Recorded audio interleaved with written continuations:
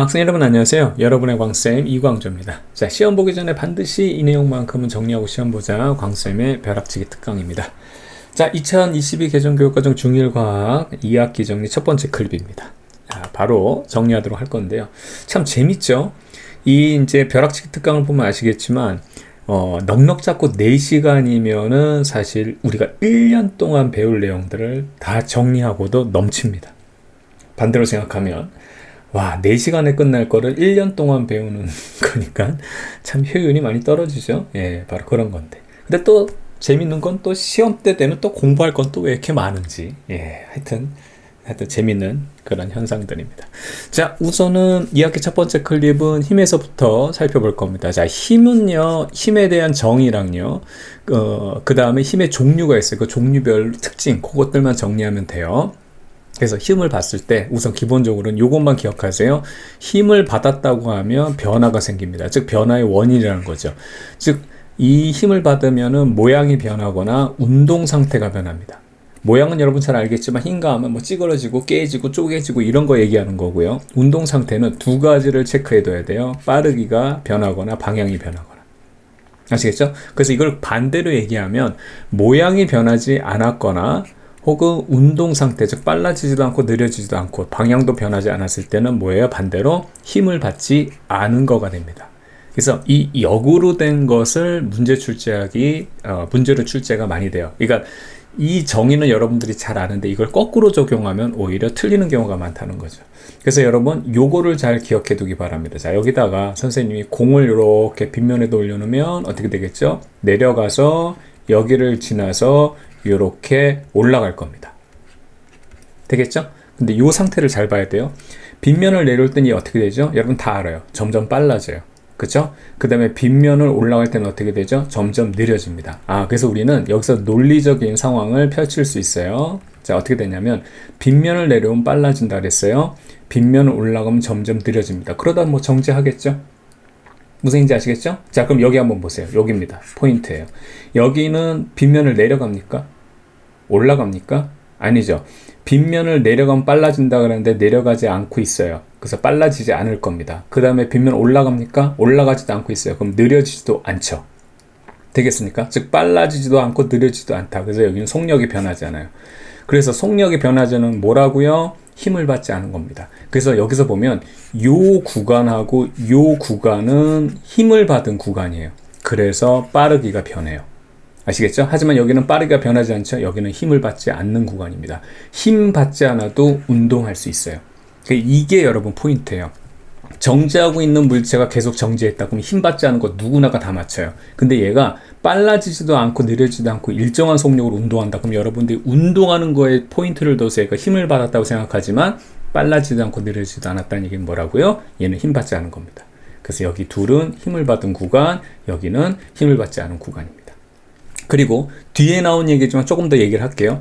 여기는 힘 받는 게 이게 중력이에요. 중력과 빗면의 이제 그 결과적인 힘 때문에 그런 건데 어떻든 아래 방향으로 잡아당기는 힘. 마찬가지로 여기도 얘는 위로 올라가지만 아래 방향으로 잡아당기는 힘 때문에 그렇거든요. 그래서 운동 방향과 힘의 방향이 같을 때는 점점 빨라지고요.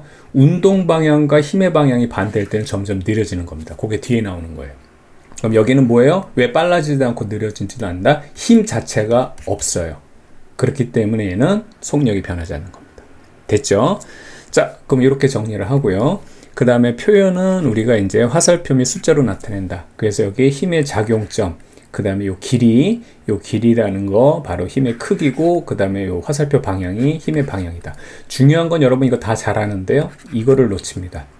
힘 받는 물체에다가 우리가 힘이 얼마큼 받았을 때 할 때는 힘 받는 방향에 항상 작용점을 찍고 요런 식으로 혹은 뭐 요런 식으로 이렇게 표기를 해줘야 됩니다. 작용점을 항상 힘 받는 대상에다가 점을 찍어줘야 된다. 그러니까 이런 것도 사실 다 잘못된 거예요. 이렇게 점을 찍어서 표시를 해줘야 되는 겁니다. 하지만 이런 건 생략이 돼 있는 거죠. 아시겠죠? 그러니까 이 힘의 작용점이 강조가 안 돼 있다 보니까 이 부분에 대한 문제를 내면 여러분들이 많이 틀립니다. 다 교과서도 이렇게 설명해 놓고서는 화살표의 방향, 크기 이런 거는 다 나타내져 있거든요. 근데 작용점이 없어요. 예, 작용점이 없습니다. 그래서 작용점을 이렇게 제대로 잘 찍어줘야 된다는 거 좀 체크를 해두고요. 자, 그 다음에 요거는 우리가 이게 그림, 이거 화살표로 나타낸 거고, 실질적으로 그거의 크기는 우리가 항상 숫자로 나타냅니다. 그리고 그 숫자에 대한 단위를 써줘야 되죠. 자, 힘의 크기가 10인데 단위를 안 쓰면 이게 몰라요. 여기다가 단위를 바꿔볼게요. 10,000원이라고 쓰면 이건 돈이 돼버리는 거예요. 근데 여기에 뉴턴이라고 쓰게 되면 힘을 10 정도 받았구나, 10 받았구나, 이렇게 알 수 있는 거예요. 단위 뉴턴, 과학자, 힘을 정의한 과학자 이름을 그대로 따서 쓴 겁니다. 됐죠? 자, 그 다음에 힘이 여러 가지가 있을 수 있다는 거예요. 하나만 받는 게 아니라 여러 가지 힘이 있을 때, 걔네들을, 자, 여기 뭐 이렇게 힘이 여러 가지 있을 때 합쳐서 결과적으로 두 개를 다 고려하지 말고 그냥 하나로 하면 안 돼. 이 얘기예요. 그때 요 힘들의 방향이 같으면 그냥 더해주는 거고요. 합쳐지는 거고, 힘의 방향 반대면 서로 상쇄되는 거예요. 그럼 얘는 여기 2칸, 여기 4칸이면 결과적으로 그냥 하나로 표시해서 어떻게 된다? 6칸으로 이렇게 하나로 하자 이거야. 귀찮다 이거지. 아시겠죠? 자, 반대편으로 여기 2칸, 요쪽에 4칸이면 얘가 우세하죠? 그럼 여기에선 얘가 B, 즉 A가 B를 상쇄시켜서 여기다 점을 찍고 여기 2칸만 표시해주면 이게 힘의 합력, 즉 알짜임을 나타낸 거가 된 겁니다. 됐죠? 자, 그래서 자, 힘의 평형에 대한 조건, 요게 이제 하나 나올 수 있는 내용인데, 우선 방향 반대고 크기가 같으면 결과적으로 어떻게 되냐면 얘네들의 합력을 구해보면 0이거든요. 그쵸? 그래서 그때는 힘이 작용하고 있더라도 결과적으로 힘을 받지 않은 거와 같다. 그쵸? 그걸 우리가 뭐라 하냐면 알짜임이 0이라고 합니다. 그래서 그때는 힘을 받았으나 결과적으로는 안 받은 거랑 똑같기 때문에 힘 안 받은 겁니다. 그래서 이런 문제가 나올 수 있어요. 무슨 문제냐면, 자, 이쪽으로 힘이 다양하게 있어요. 이쪽으로 이만큼 받고, 이쪽으로도 이만큼 받고, 이쪽으로도 이만큼 받고, 이쪽으로 이만큼 받다. 그러면 힘이 4개가 있으니까 복잡해 보이지만, 결과적으로 얘네들이 상쇄가 되면 힘을 안 받은 거랑 똑같죠? 힘을 안 받은 겁니다. 그렇기 때문에 여기서 이제 문제를 이렇게 바꿔서 내는 거죠. 이 물체는 점점 빨라진다. 혹은 방향이 변한다. 이러면 틀린 겁니다. 힘이 여러 개가 있다 하더라도 결과적인 힘이 0이면 변화가 없어야 되기 때문에 모양이 변해서는 안 되고 운동 상태, 즉 빨라지거나 느려져서도 안 된다는 거, 그것만 좀 주의하면 돼요. 되겠죠? 자, 그 다음에 이제 앞서 말씀드렸던 것처럼 이제 힘이 여러 종류가 있습니다. 그래서 그 여러 종류의 힘의 특징들만 살펴보면 됩니다. 자, 우선 대표적으로 중력입니다. 중력은 질량이 있는 물체 사이에 당기는 힘이에요. 그러니까 질량끼리 있으면 서로 잡아당기는데, 예를 들어서 여기에 뭐 사과가 있고 지구가 있죠. 그럼 얘도 질량이 있고 얘도 질량이 있어요. 그쵸? 그러니까 질량이란 건 뭐냐면 이렇게 생각하면 됩니다. 여러분들 그 물체들은 다 원자로 돼 있죠. 그쵸? 그 원자의 양을 우리가 질량이라고 보면 돼요. 그럼 얘가 등치가 크기 때문에 얘가 질량이 커요. 그럼 얘네들이 서로 질량이 있는 애들끼리 잡아당겨요. 이 잡아당기는 힘은 서로 똑같은데, 얘는 질량 자자라고 얘 질량 크니까, 야, 네가 올래 내가 갈까 하면 누가 오죠? 그쵸? 작은 애가 제가 갈게요 하고 가는 거예요. 그래서 지구하고 물체가 있으면 어떻게 된다? 다 물체들이 지구 쪽으로 낙하하는 겁니다. 당연히 지구보다 등치가 더 큰 태양하고 지구하고 잡아당기죠? 그럼 똑같은 힘을 서로 잡아당기지만, 야, 내가 가리? 이렇게 되는 거예요. 등치가 큰 애가. 아니요, 제가 가겠습니다. 그래서 지구가 태양 주변을 공전하는 겁니다.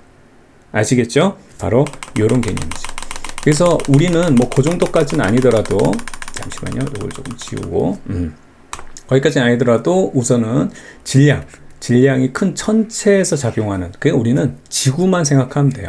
그래서 특히 지구가 잡아당기는 힘을 우리가 여기서 다룬다는 거. 그리고 하나 비교하는 게 이제 달에서 잡아당기는 힘 2개를 비교할 거예요. 당연히 지구가 잡아당기는 힘하고 달에 잡아당기는 힘을 비교해보면 누가 더 크겠어요? 등치가 지구가 크잖아요. 그러니까 중력이 지구가 더 큰 겁니다. 여러분 초등학교 때 배워서 알겠지만 얼마 정도? 6배 정도가 지구가 더 큽니다. 됐죠? 예, 그렇게 생각하면 되죠. 자, 그래서 지구의 방향, 자, 요거 이제부터 여러 가지 힘이 나오는데, 힘은요, 딱 2가지씩 다 체크하면 돼요. 힘의 종류가 이제 한 뭐 여러 개 나오겠지만, 그때 2가지만 체크. 어떤 거? 방향과 크기입니다. 항상 우리가 이제 물리에서는 힘에 대해서 나타낼 때는 방향과 크기. 지구가 잡아당기는 중력은 지구 중심 방향. 그게 이제 아랫 방향이에요. 우리가 항상 지구 위에 살고 있기 때문에. 됐죠? 크기는 질량이 클수록 크다라는 겁니다. 됐죠? 그래서 태양이 잡아당기는 게 크고요. 그 다음에 등치가 작은 지구가 그 다음 달이 제일 작습니다. 됐죠? 바로 그런 상황이 되겠고. 자, 질량은 물질의 양, 아까 선생님이 얘기했지만 이 물질의 양이라는 게 원자량이라고 생각하면 돼요. 원자로 구성되어 있기 때문에. 그래서 잘 보세요. 이제 요게 하나 문제인데, 지금 여러분이 지구에 있을 때 질량과 달에 있을 때 질량은 똑같아요. 왜냐하면 여러분을 구성하는 원자의량은 어디에 가도 똑같거든요. 이해 갑니까? 만약에 여러분이 달에 간다고 해서 머리가 2개가 되거나 팔이 10개가 되거나 혹은 팔이 없어지거나 이런 일은 없어요. 그러니까 여러분을 구성하는 원자의 양, 원자의 수는 그대로예요. 원자는 그대로이기 때문에. 그래서 누가 당기더라도 물질은 변하지 않는다는, 바로 그게 질량이 변하지 않는다는 거예요. 아시겠죠? 질량이 물질의 양이기 때문에 물질이 변하지 않기 때문에 질량도 변하지 않는 겁니다. 그런데 중력은 물체를 전체가 당기는 힘이에요. 힘. 그렇죠? 그러니까 등치 큰 놈이 잡아당기면 세지는 거예요. 그러니까 달보다는 지구가 잡아당기는, 이게 바로 물체 중력이 바로 뭐냐면 무게거든요. 그래서 달보다는 등치가 큰 지구가 똑같은 물질이지만 잡아당기는 힘 자체는 지구가 얼마? 달보다 6배 크다 이거예요. 그래서 천체는 누가 당기냐에 대한 질문이죠. 그거에 따라 무게가 달라진다. 질량은 그냥 원자의 양이기 때문에 어디 가든 똑같다. 그런데 중력은 누가 잡아당기느냐의 문제예요. 그래서 달이 잡아당기는 것보다 지구가 잡아당기는 게 크다. 됐죠? 이렇게 정리하면 됩니다. 자, 두 번째 탄성력입니다. 이것도 방향과 크기 이렇게 정리하면 됩니다. 탄성력은 변형된 물체가 다시 원래 모양으로 돌아가려는 힘입니다. 그러니까 탄성체가 딱 2가지예요. 뭐 더 있을 수 있지만 대표적인 게 용수철이고요. 또 하나가 고무줄입니다. 됐죠? 근데 이제 고무줄은 늘리면 돌아가는 것만 있지만 압축시켰을 때 돌아가는 게 없죠. 그래서 용수철이 주로 나옵니다. 아시겠죠? 용수철은 늘려도 돌아가고 압축시켜도 다시 원래대로 돌아가거든요. 그때 힘이에요. 그래서 방향은, 자, 탄성체를 변형시킨 힘과 반대 방향. 자, 중요한 건 이거예요. 탄성체를 변형시킨 힘은 내가 가한 거예요. 용수철에. 근데 탄성력은 내가 가한 힘이 아니고 용수철이 가하는 힘이에요. 그래서 봐봐요. 얘를 이렇게 압축시켜서 눌렀죠. 이거는 내가 가한 거고, 이때 탄성력은 다시 원래대로 손을 이게 압축시키면 얘가 밀어낼 거 아니에요. 그거 느껴지잖아요. 용수철을 내가 압축시킨다는 거. 탄성체가 여러분한테 힘을 가하고 있기 때문에 이게 탄성력이에요. 만약에 늘렸죠. 이건 여러분의 힘입니다. 늘리는 건 여러분의 힘인데 그 다음에 다시 다시 돌아가려고 손가락 잡아당기는 느낌 느껴지죠? 이게 탄성력이에요. 그래서 탄성체를 변형시킨 힘은 내 힘이고, 그거랑 반대 방향, 그거랑 반대 방향이 바로 탄성력의 방향입니다. 그 다음에 크기는 탄성체 작용하는 힘의 크기와 같다라는 거죠. 늘리면 늘릴수록, 점점 많이 늘릴수록 탄성력도 세져요. 저항력, 그러니까 쉽게 말하면 얘가 막 다시 원래대로 돌아가려면 반항력이 세지죠.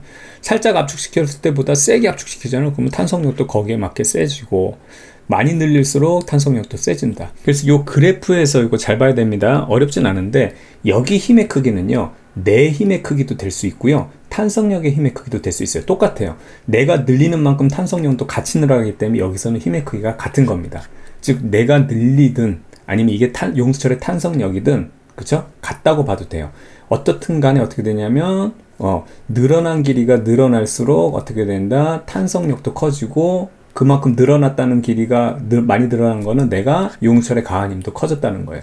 즉, 근데 여기서 이제 정확하게 얘기하면 탄성력을 의미하는 거니까, 많이 늘어날수록 탄성력도 커진다. 많이 압축시킬수록, 여기 늘어난 길이니까 만약에 많이 압축시킬수록 탄성력도 커진다. 그래서 탄성력과 늘어난 길이 사이에는 서로 비례관계가 성립한다는 겁니다. 1 늘렸을 때, 자, 1 늘렸을 때 힘이 탄성력 1이라면 이만큼 늘어났다면 다시 되돌아가려는 힘은 2가 된다. 이렇게 가는 거거든요. 되겠죠? 좋습니다. 자, 이 다음에 이제 마찰력입니다. 마찰력도 마찬가지로, 자, 파란색으로 다시 바꿀게요. 마찰력도 방향과 크기만 보면 되는데, 중요한 거는, 자, 마찰력은요, 접촉면에서 운동을 방해하는 힘이에요. 자, 이거 중요하세요. 네, 중요합니다. 아까 그 탄성력 같은 경우는 힘의 방향과 항상 반대였잖아요. 그쵸? 내가 그 탄성체를 얼마큼 압축시키면 그거에서 다시 원래대로 돌아오려고 그러고, 늘렸어도 돌아오려고 해서. 그래서 힘의 방향과 반대인데, 얘는 운동을 방해한 거기 때문에 운동 방향과 반대라는 게 되게 중요한 내용이에요.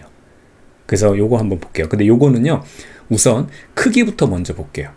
마찰력이라는 것은 접촉을 해야지만 일어나기 때문에, 접촉면과의 어떤 그 서로 운동을 방해하는 힘이기 때문에 접촉이 심하면 심할수록 마찰력의 크기가 큰 겁니다.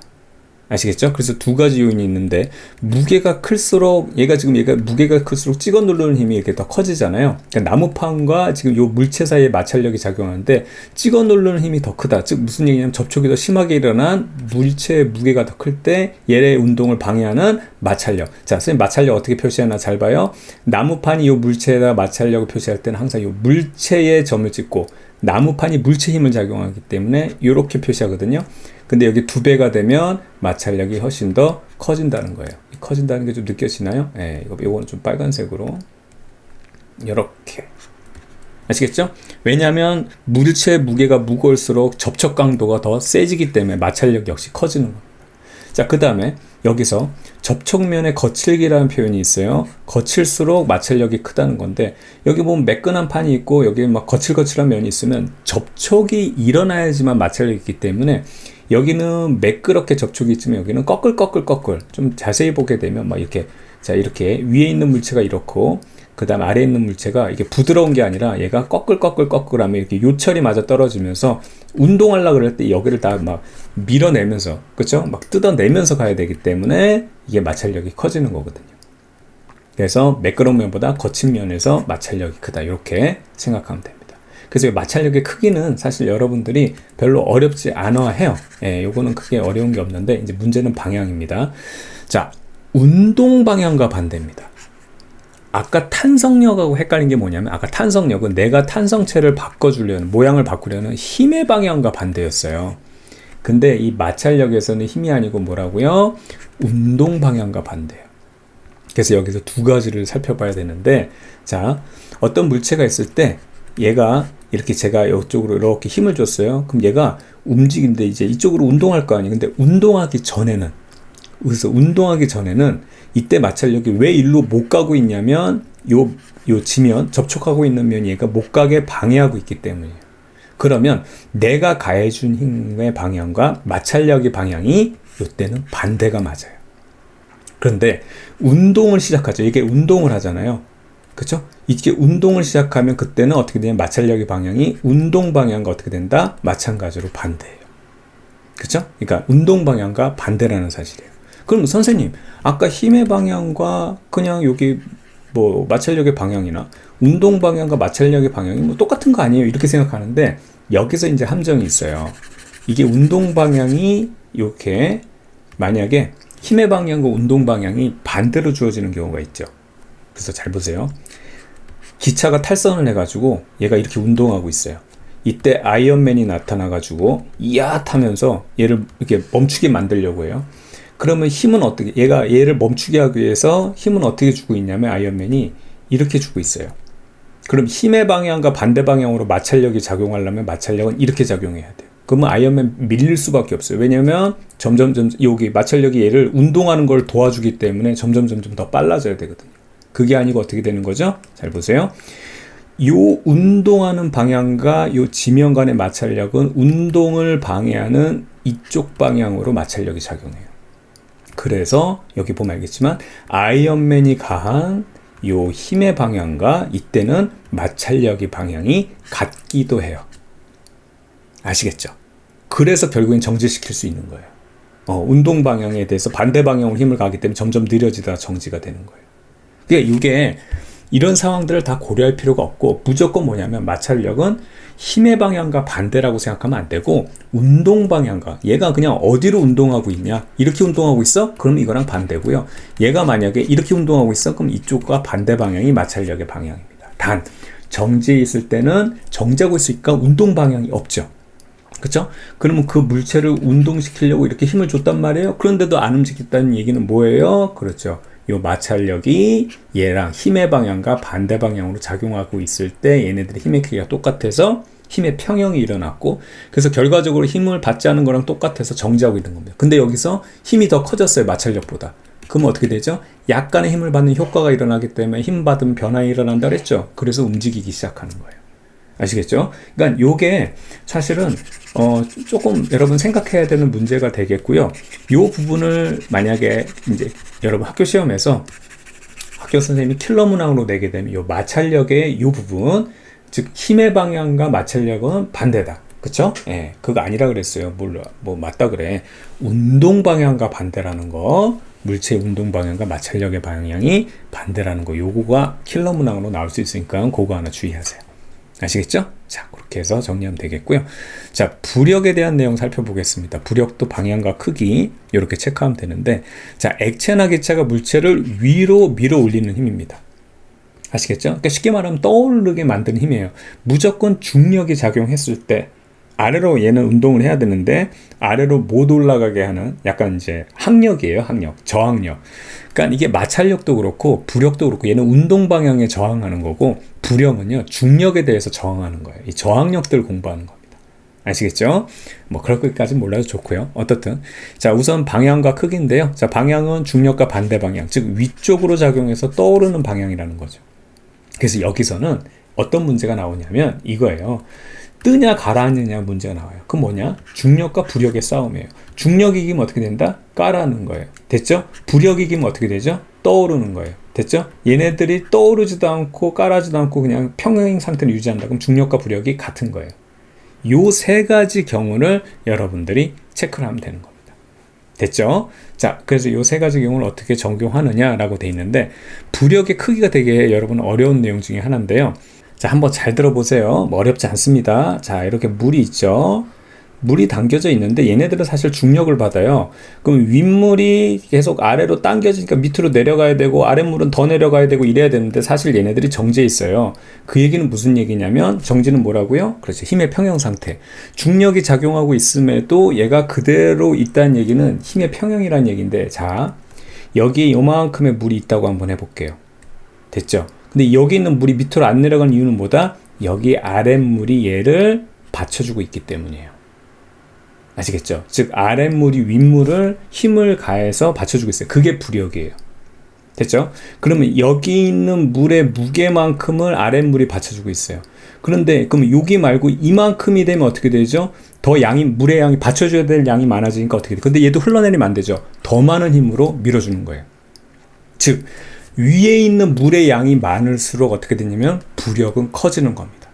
됐죠? 그런데 이제 요거를 그래서 어떻게 얘기하냐면 물에 잠긴 물체의 부피가 커질수록 부력이 커진다라고 얘기해요. 이게 뭐냐면 빼낸 물의 무게가 많아질수록 부력이 커지는 거예요.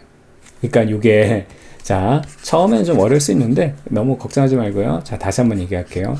원래 물이 이렇게 있었는데 자, 요게 물체가 요만큼 들어갔다고 해봐요. 그럼 아래에 있는 물은 요만큼 해당하는 물을 받치고 있었어요. 근데 그 물을 빼내고 물체가 여기 차지하고 있죠. 그럼 물체가 들어왔기 때문에 우리가 부력을 바꾸자. 물들은 그렇게 똑똑하지가 않아요. 그냥 자기가 받치고 있던 물의 무게만큼 밀어주고 있는 거예요. 계속. 근데 물체 입장에서는 딱 들어왔더니 물을 받쳐주고 있는 힘을 얘가 자기가 대신 느끼잖아. 그러니까 나를 뛰어 올려주려는 힘이 느껴지네. 그게 부력이거든요. 그런데 여기서 물을 많이 빼냈어요. 이만큼. 그럼 아래에서 받쳐주는 건 얼마큼? 아까보다는 더 많은 양의 물을 받쳐줬잖아요. 물을 많이 빼낼수록.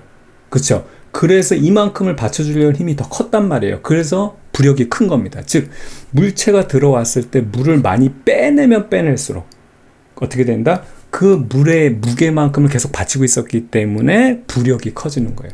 그래서 이 부력이 커지려면 물체의 무게랑 관련 없이 물체의 부피가 중요한 거예요.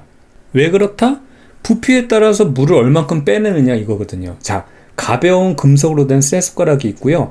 무겁죠? 근데 금속으로 된 이만한 세숫대야가 있다고 해봐요. 그죠? 가볍기는 얘가 훨씬 가볍죠. 그러면 얘가 물에 뜰 것 같죠? 근데 얘 물에다 넣으면 깔아앉고요. 얘는 물에 둥둥 떠요. 왜 그러냐면 부력이 얘가 중력도 얘가 크지만 부력은 얘가 훨씬 더 크기 때문이에요. 숟가락을 여기다 물에다 넣으면요. 얘는 요렇게 물에 잠기잖아요. 그러면 요만큼의 물을 빼내기 때문에 부력이 애게 요것밖에 안 돼요. 그래서 중력에 비해서 부력이 작아서 깔아앉아 버려요. 근데 세숫대는 훨씬 무겁지만 얘가 여기 잠기려면요. 이만큼의 물을 빼내야 돼요. 그러니까 이만큼을 받쳐주고 있는 부력들이 워낙 크기 때문에 어떻게 된다? 얘의 중력보다도 부력이 더 크기 때문에 얘는 동동동동 떠 있게 되는 거예요.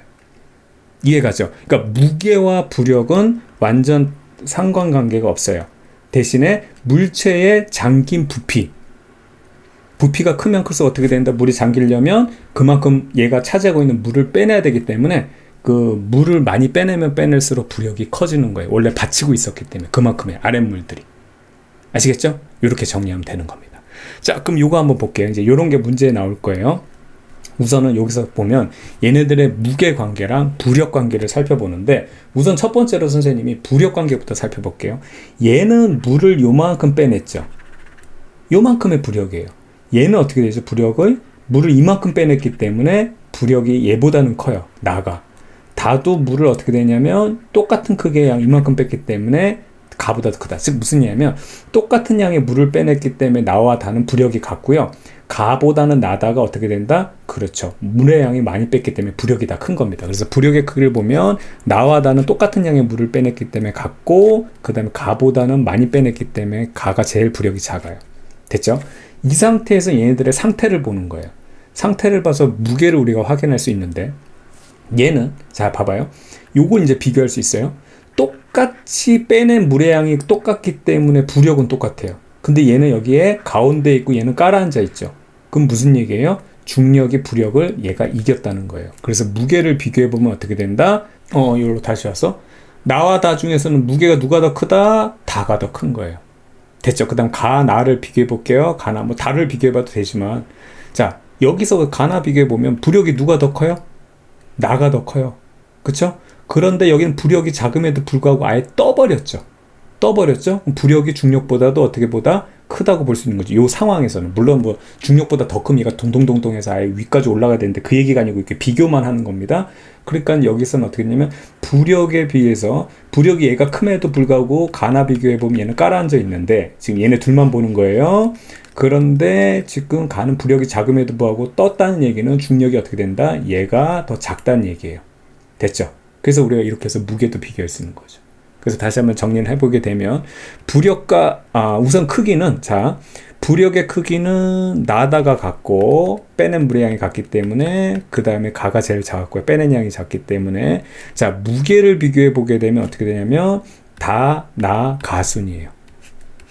되겠죠? 이렇게 되는 거고, 그 다음에 여기서 이 상태에서 평형을 이루고 있는 거 보면, 여기에 보면 어떻든 떠 있는 상태로 그대로 있고 여기 중간에서 그대로 있죠. 움직이지 않죠. 이거 힘의 평형이거든요.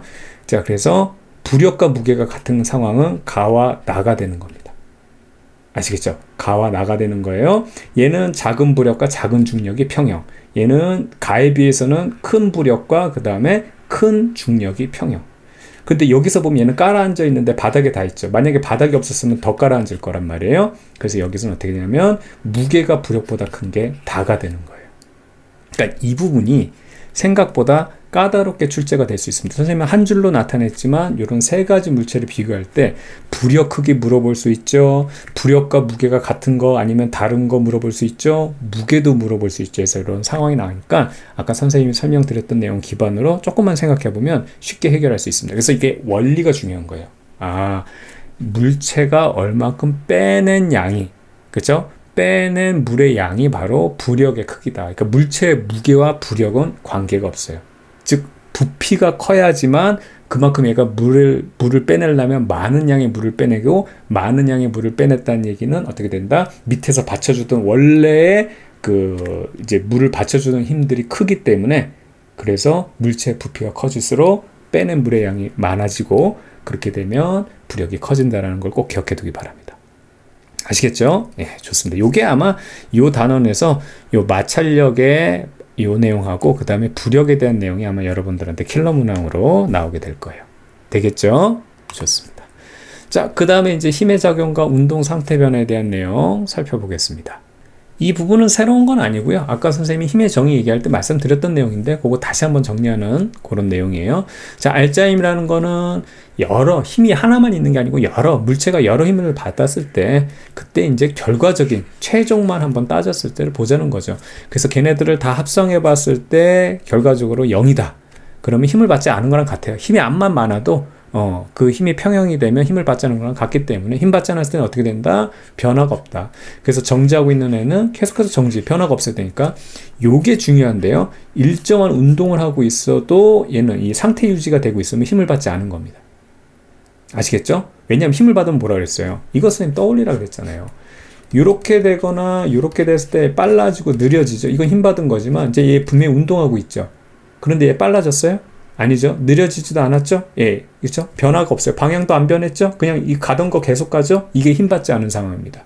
그래서 이런 힘을 받지 않았을 때는 일정한 운동을 한다라는 거. 그래서 정지하고 있는 애들은 계속 정지. 이거는 문제가 없는데 일정하게 상태가 유지되고 있어요. 그렇죠? 일정한 속력으로 운동한다. 이것도 힘받지 않은 겁니다. 요거 하나 또 문항입니다. 많이 틀립니다. 자, 그 다음 알짜임이 0이 아닐 때는 힘 받은 거나 알짜임이 0이 아니라는 건 힘이 가해졌다는 얘기예요. 그럼 당연히 변화가 있어야 돼요.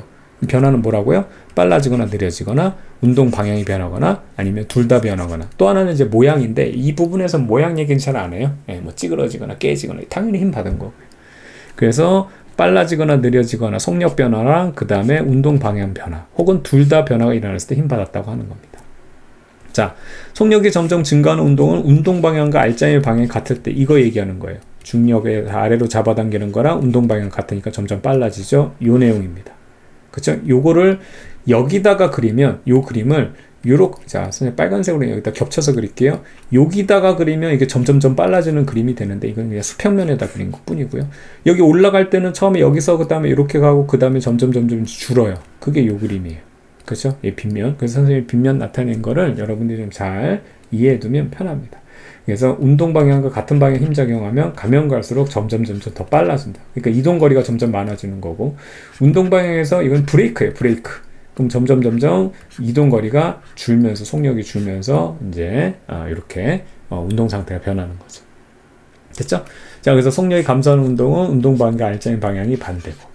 자, 근데 운동 방향만 바뀌는 운동은 뭐냐면 운동 방향과 알짜임이 수직이에요. 그러니까 운동은 이렇게 하고 있는데 얘가 이쪽 방향으로 하면 자 보세요. 같은 방향이면 빨라진다 그랬죠. 반대 방향이면 느려진다 그랬죠. 근데 이거는 같은 방향도 아니고 반대 방향도 아니에요. 그런데 힘은 받았죠. 이게 어떻게 되냐면 그때는 방향이 바뀝니다. 이렇게 꺾이는 거예요. 얘가 운동 이렇게 하고 있는데 이쪽으로 잡아당기면 빨라지지도 않고 느려지지도 않고 그냥 방향이 바뀌고 또 여기서도 얘는 이쪽으로 운동하는데 이쪽으로 힘을 받고 있기 때문에 이제 원운동 같은 경우 빨라지지도 않고 느려지지도 않고 대신에 힘은 받았기 때문에 방향이 바뀌는 거예요. 아시겠죠? 그래서 여기서 돌다 보면 요 그림은 이렇게 이렇게 줄을 매달아 놓고서 막 이렇게 돌리는 원운동 같은 경우 얘기하는 건데 항상 힘의 방향과 운동 방향이 같은 방향이 아니고 반대 방향에서 속력 변화는 없는데 그렇죠? 요게 힘은 작용되니까 방향이 바뀌는 게 바로 요 경우고요. 요 상황에서 운동하고 있는 상황에서 힘을 여기 줄을 꺼냈으면 얘 힘 안 받죠, 더 이상. 그러면 빨라지지도 않고 느려지지도 않고 그냥 그 운동 상태를 유지해서 똑같은 속력으로 일정하게 가는 게 바로 요 그림이 되는 겁니다. 되겠죠? 자, 그 다음에 속력과 운동 방향이 모두 변하는 운동은 대표적으로 포물선과 진자 운동이 있다. 요 정도만 그냥 기억하면 돼요. 포물선 운동과 진자 운동이 속력과 운동 방향이 모두 변한다. 이걸 분석하라는 얘기는 안 하는데 선생님 간단하게만 얘기할게요. 아까도 얘기했지만 운동 방향과 완전히 같은 방향이나 반대 방향이면 속력 변화가 생기고 그 다음 운동 방향과 다른 방향으로 힘이 그러니까 같은 것도 아니고 반대도 아니면서 힘이 작용하면 방향이 바뀌죠. 근데 얘네들은 약간 어떻게 되냐면 완전히 운동 방향과 요 방향이 별개가 아니에요. 이렇게 수직이 아니라 이 운동 방향에 대해서 힘의 방향이 약간 이렇게 기울어지면서 여기에 일조하는 게 있는 거예요. 약간 도와주거나 빠지거나. 아시겠죠? 그렇기 때문에 이 영향 때문에 포물선 운동을 하거나 그 다음에 진자 운동을 하는 겁니다. 아시겠죠? 그래서 여기서 던질 때는 빨라졌다 점점 느려졌다가 다시 내려올 때 점점 빨라지고 여기도 여기 느리다가 점점 빨라졌다 다시 올라갈 때는 점점 느려지고 이렇게 해서 속력 변화랑 방향 변화 둘 다 일어나는데 그 정도 분석은 여러분한테는 무리고요. 그래서 그냥 포물선 운동과 진자 운동은 둘 다 변한다. 이렇게만 기억하면 됩니다. 되겠죠? 좋습니다. 자, 그 다음에 힘의 평형을 이루고 있는 물체의 힘 이렇게 돼 있는데 평형을 이루는 물체의 힘 그래서 알짜임이 0인 상황 그래서 이때는 분명히 탄성력이 존재하는데 그러면 얘가 왜 그러면 그대로 있냐? 그러면 중력도 존재하고 선생님 거꾸로 얘기했습니다. 중력이 존재하는데 왜 이게 매달려서 이게 떨어지지 않느냐? 그러면 숨겨진 힘이 있을 것이다. 이 힘을 상쇄시키는 숨겨진 힘. 그게 바로 탄성력이에요. 여기 지금 용수철이니까. 그래서 힘의 평형을 이뤄서 그냥 그대로 정지하고. 여기도 얘가 이렇게 떠 있어서 그냥 가만히 있죠? 중력을 작용하면 아래로 깔아앉아야 되는데 왜 떠 있느냐? 부력이 작용해서 힘이 어떻게 되냐면 반대 방향으로 같은 크기의 힘이 작용해서 알짜임이 0이다. 힘의 평형이다. 얘도 뭐 문을 뭐 닫힌다 그러면은 이게 이쪽으로 이게 밀려야 되는데 안 밀리고 버티고 있죠. 마찰력이 얘를 작용해서 크기가 같고 방향이 반대라서 얘네들은 어떻게 된다? 힘의 평형이다. 바로 그 얘기입니다. 자, 그래서 힘의 평형의 키워드는 물체 운동 상태로 표현하는 건데 무슨 얘기냐면 이건 여러분 잘했어요. 잘한다 그랬어요. 물체가 정지해 있으면 뭐라고요? 힘받지 않은 거예요. 혹은 정지한 물체가 이런 식으로 문제가 나와요. 물체가 정지해 있어? 그럼 힘받지 않은 거예요. 됐죠? 이건 되는데 이거를 많이 틀린다 그랬죠? 일정한 속력으로 운동하는 문제. 힘 받았어요? 안 받았어요? 안 받은 거예요. 알짜임이 0인 거예요. 이거 기억하라 그랬어요. 아시겠죠? 얘 분명히 운동하고 있지만 이 영역과 이 영역은 힘을 받아서 어떻게? 여기는 빨라지고 느려졌죠? 얘는 속력이 일정해요. 왜? 힘을 받지 않았기 때문이에요. 아시겠죠? 여기로 가야 돼요. 힘을 받지 않았기 때문에. 되겠습니까? 좋습니다. 자, 이렇게 해서 우리가 힘에 대한 내용을 살펴봤고요. 이제 두 번째로 이제 기체 성질에 대해서 살펴보겠습니다. 중요한 포인트는 이것부터 기억하세요. 지금부터 뭐 내용이 좀 여러 개 나오는데 포인트는 뭐 하는 거예요? 기체예요. 얼음 아니에요. 물 아니에요. 공기 얘기하는 거예요. 혹은 뭐 이런 수증기, 이런 기체들 얘기한다. 이거를 안 가져가면 나중에 헷갈려요. 아시겠죠? 그래서 기체에 대해서 지금 기체의 성질들을 살펴볼 거고, 첫 번째로 압력에 대한 정의가 나옵니다. 그래서 면적에 작용하는 힘이라고 선생님이 이렇게 얘기했는데 이게 뭐냐면 밀기의 개념이 아니고 찌르기 개념입니다. 아시겠죠? 그러니까 똑같은 힘의 개념으로 들어가는 거예요. 밀거나 찌르거나 둘 다 힘인데 요 밀기랑 찌르기의 특징은 쉽게 말하면 뭐 무게의 차이라고 해야 되나요? 그러니까 예를 들어 주먹으로 똑같은 힘을 밀었을 때랑 바늘로 똑같은 힘으로 밀었을 때 그때는 찌르기가 되죠. 그렇죠? 요게 이제 압력이 커지는 거예요. 그래서 찌르기는 어떻게 주먹으로 밀리면 사람이 밀리지만 찌르기를 하면 피부가 뚫립니다. 그렇죠? 예를 들어서 바늘 뭐 이런 거 뭐 주사기 같은 거 이런 거. 그래서 이 압력의 개념은 뭐냐면 결과적으로 힘을 얼마큼 작용하느냐에 따라서 밀기나 찌르기나 똑같이 세져요. 그런데 이 힘을 받는 그 접촉 면적이 좁을수록 훨씬 더 압력은 세지기 때문에 뚫려버리는 겁니다. 아시겠죠? 그래서 요 두 가지의 관계이죠. 그래서 요거 한번 여기 비교를 해볼게요. 지금 이렇게 세 가지가 있어요. 무게는 어때? 이게 무게가 바로 힘입니다. 중력이기 때문에 힘이에요. 얘는 요만큼 차 있고 얘는 꽉 차 있고 꽉 차 있으니까 얘네들의 무게는 똑같고 그 다음에 얘네들이 큽니다. 자, 요거 구분되겠죠? 근데 여기 접촉 면적을 보게 되면 어떻게 되냐면 여기는 면적이 똑같죠. 근데 여기 면적이 좁죠. 그쵸? 요게 찌르기 개념이에요.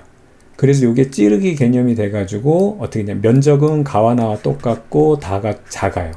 그러면 요거를 조합을 했을 때 힘의 크기는 지금 여기서 요거를 두 개 비교해 보면 좋겠네요. 힘의 크기는 똑같은데 중력의 크기는 똑같은데 면적이 좁은 얘가 압력이 크게 됩니다. 그래서 이만큼 깊게 파이죠. 뚫리는 겁니다.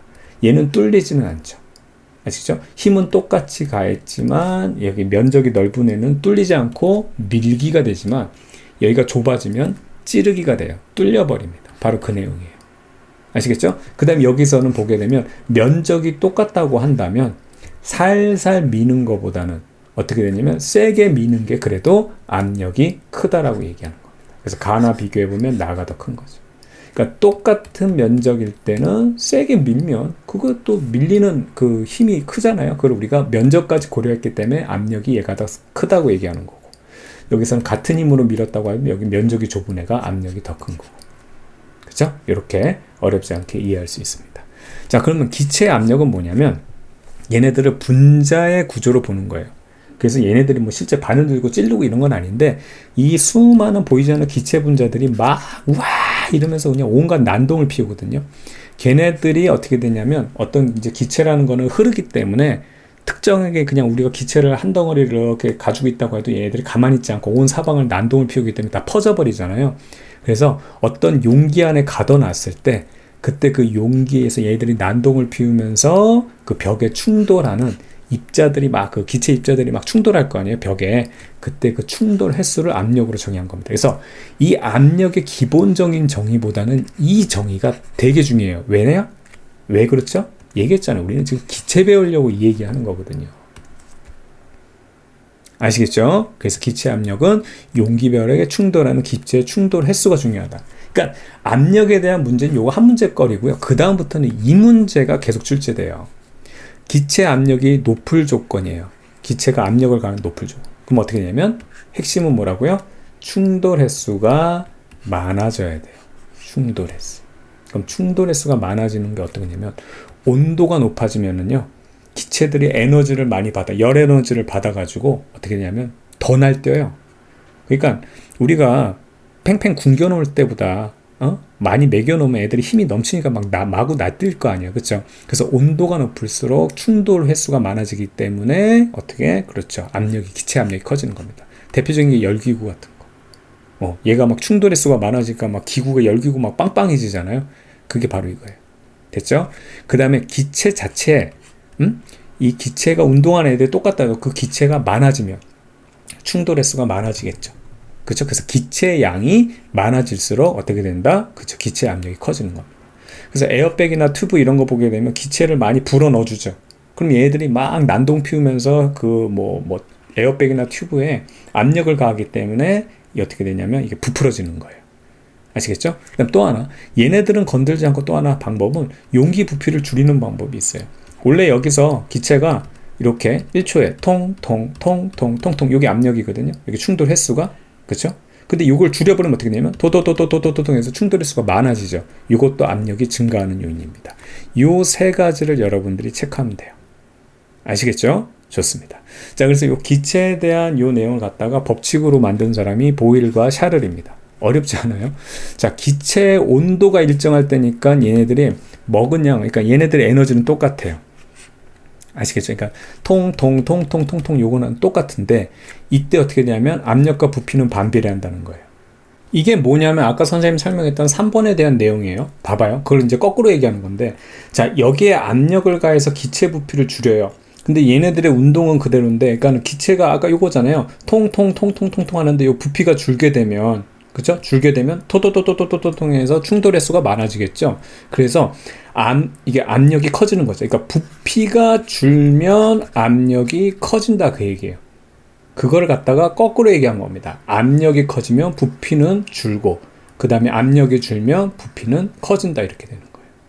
아시겠죠? 그래서 요 내용인데, 요게 이제 말을 할 때 좀 헷갈릴 수 있어서 선생님이 요 내용으로 설명을 드릴게요.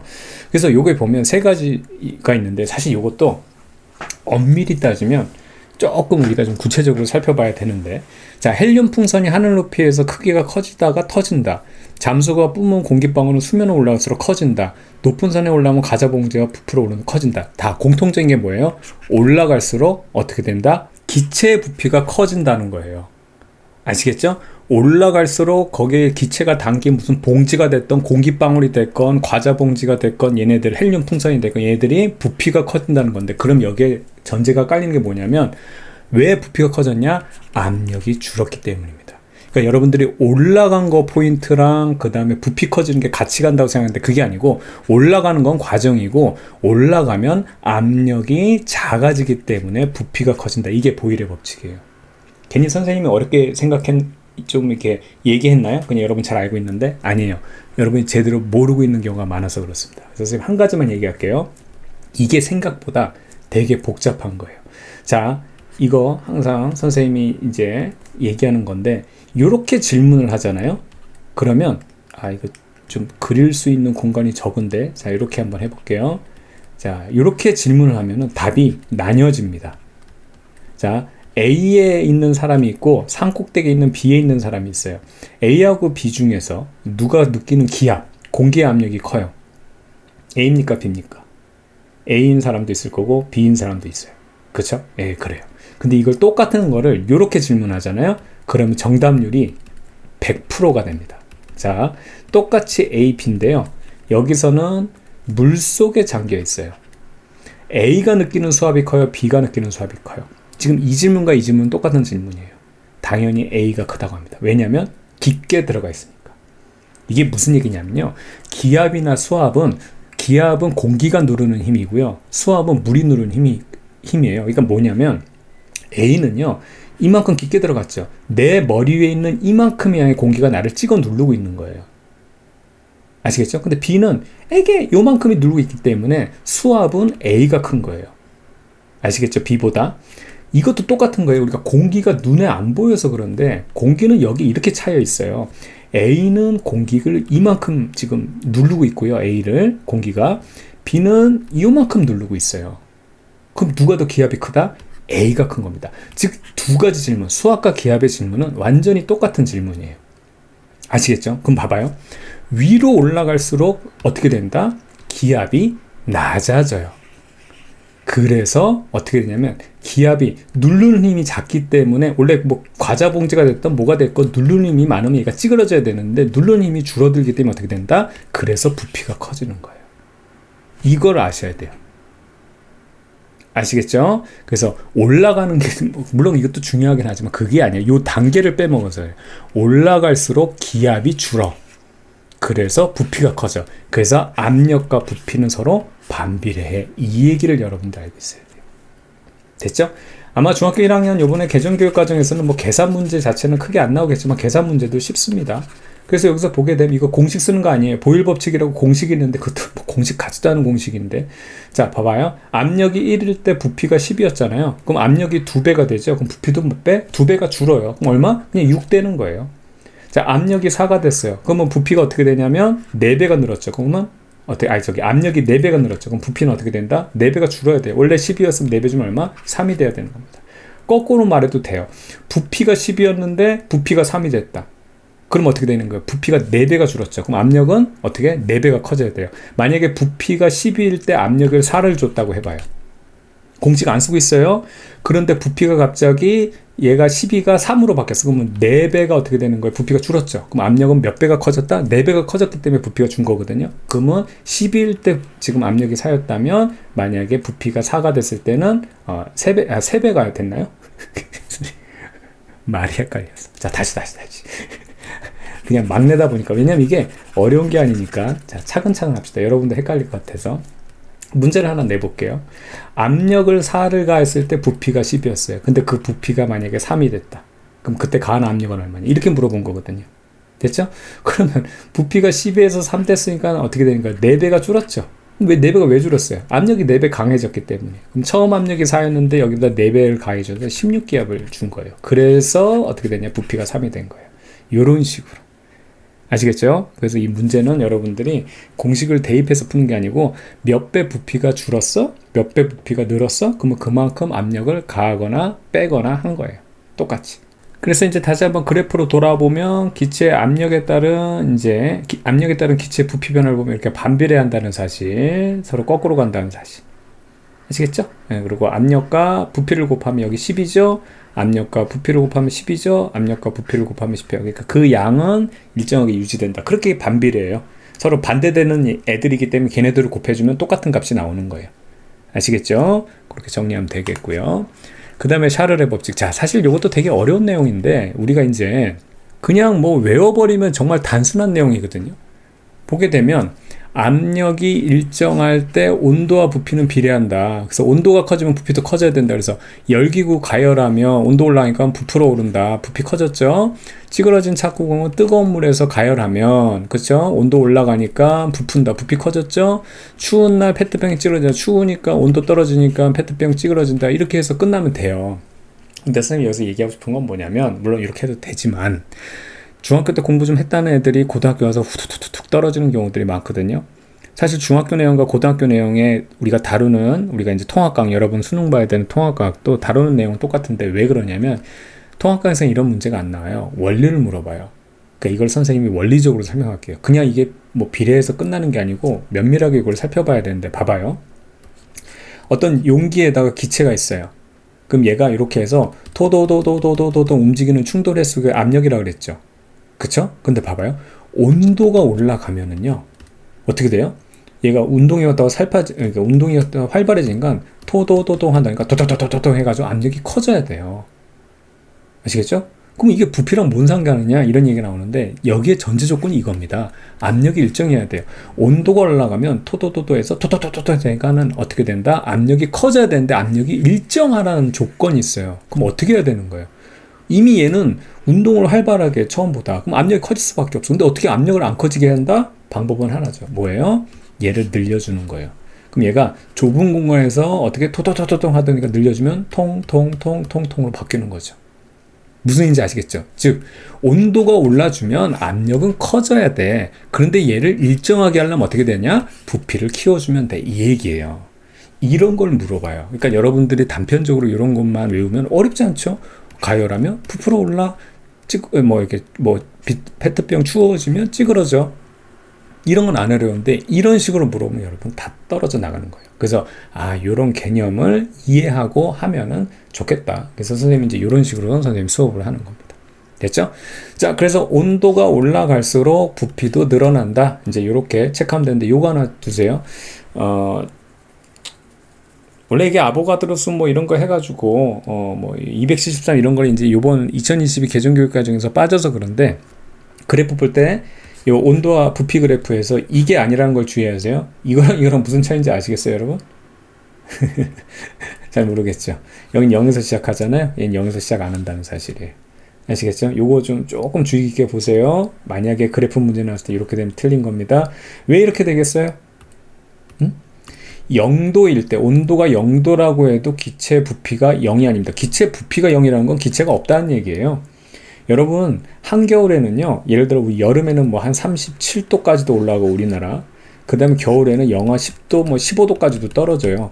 그럼 온도가 떨어지려면 가을에서 겨울로 간다고 했을 때 분명히 0도를 거쳐서 계속 떨어져서 영하까지 가요. 그럼 여러분 0도 지나갈 때, 온도가 0일 때 기체가 없어져 버립니까? 아니에요.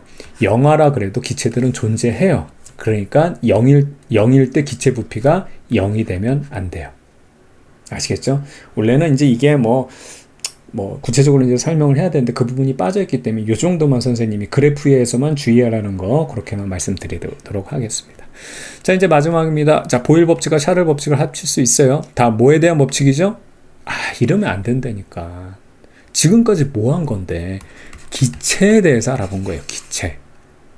그래서 기체의 온도가 일정할 때 압력이 커지면 부피가 줄고 압력이 줄면 부피는 커진다. 반대로 간다는 거고, 샤르는 압력이 일정하다고 했을 때 온도가 커지면 부피가 커지고 온도가 줄면 부피가 작아진다는 거. 이렇게 해서 결과적으로 얘네들이 설정한 거를 이게 서로 다르고요. 압력과 부피의 관계가 보일. 그 다음에 온도와 부피의 관계를 정립한 게 샤를이라는 거. 그래서 귀결은 이렇게 압력과 온도에 따라서 기체의 부피로 이렇게 나타낼 수 있다는 거.